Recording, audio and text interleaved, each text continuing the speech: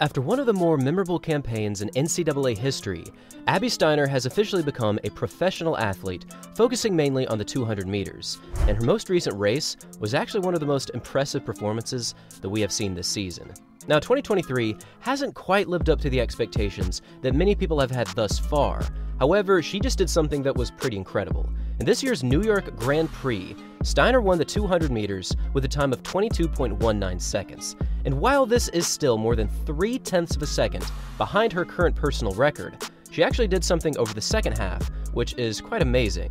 For her first 100 meters, she ran this in 11.49 seconds, which placed her in 4th place up to this point.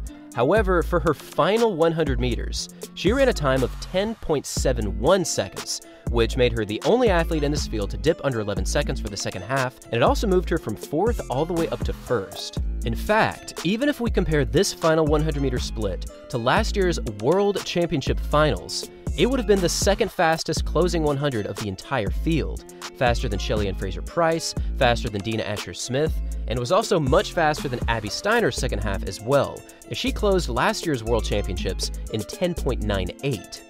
Now, she's still quite the ways away from Shericka Jackson, who closed her final 100 in 10.4. Now, a second half of 10.71 isn't all that uncommon, but it is a world-class kind of finish. If we go back to this year's Diamond League meeting in Paris, France, we can see Steiner competing in the 200 meters once again. And even though Gabrielle Thomas did win this race in 22.05, Steiner still ran a time of 22.34. However, when we take a closer look at her splits here, they are significantly different than her New York 200. For the first 100 meters of this race, Steiner passed through in 11.30, which is actually more than 1/10 of a second faster than what she did in this year's New York Grand Prix. However, her final 100 meters placed her at 11.04 seconds, which means that she just improved by 0.3 of a second in this year's New York Grand Prix over the second half. Now, Steiner is certainly a very impressive 200-meter athlete, and with a personal best of 21.77, she certainly lands very high on the all-time list. However, given this incredible second half and amazing strength, I think she still has amazing potential in the 400-meter dash. In last year's Outdoor SEC Championships, we saw Steiner throw down a sub-49-second 400-meter split, running right around 48.7 seconds. This was a tremendous showing in the 4x4, and she also repeated this kind of greatness in the World Championships, running her 4x4 leg in under 49 seconds once again. Now, Steiner did run a few longer races during this year's indoor campaign, including a 400 and a 300-meter race, and for her 400 meters indoors, and with a time of 50.59, this places her at number 35 all-time, up amongst some of the greatest indoor 400 runners to ever compete. And given that she wasn't primarily focused on this event for the vast majority of the previous 4 years, it actually speaks volumes about her one-lap potential. And I honestly feel that if Abby Steiner can showcase this kind of strength, moving into the next few races and potentially the US Nationals, she could throw down a sub-50-second clocking.